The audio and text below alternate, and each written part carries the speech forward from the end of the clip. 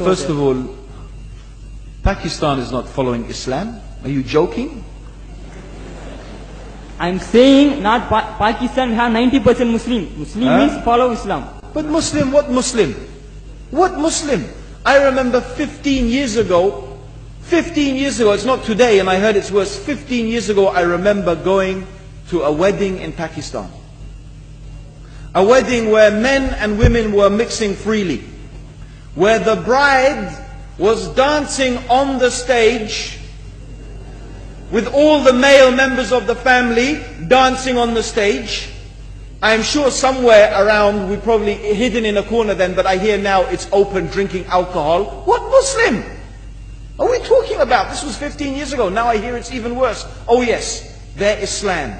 When the bride and the groom are walking to the car, they're holding the Quran over their head for blessing. That Islam? That's not Islam. What Islam is that? That's exactly the thing I'm talking about. That's why Muslims are in such a mess. Because of this nonsense, this hypocrisy, actually they are insulting the Quran by doing that. Amongst all of this haram, they think that the Quran, holding it over the head, is going to bless them because they're holding it. What is that? Where did they get this from? So, I don't know what we're talking about. In fact, this is the problem. You see, the Muslim world itself is so far from Islam. So many you find here in India. Well, I know it's not a Muslim country, but there are lots of Muslims here.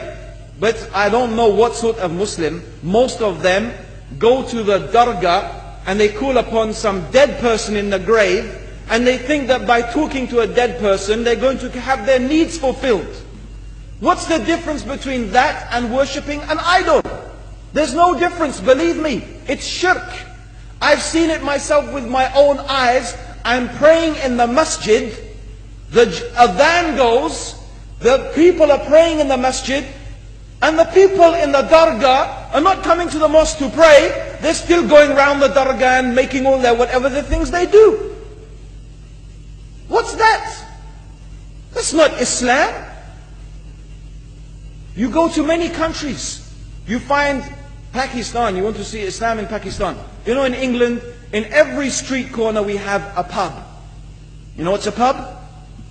You know what's a pub? Like a bar, you know, a place where you sit and drink alcohol. Yeah? Yes? In Pakistan, believe me, they have something worse than that. Yes, worse. On every street they have a picture of a palm. Everywhere you see it, hanging from the windows. They have the picture of a palm. What's that advertising? Something worse than drinking alcohol. An invitation to disbelieve in Allah. That they're going to read your hand and tell your fortune. Shirk. It's shirk. Whoever believes, the Prophet said, sallallahu alaihi wasallam, whoever visits a fortune teller out of curiosity, Allah will not accept their prayers for 40 days. Whoever believes in the fortune teller has disbelieved in Allah and His Messenger. That includes, by the way, horoscopes.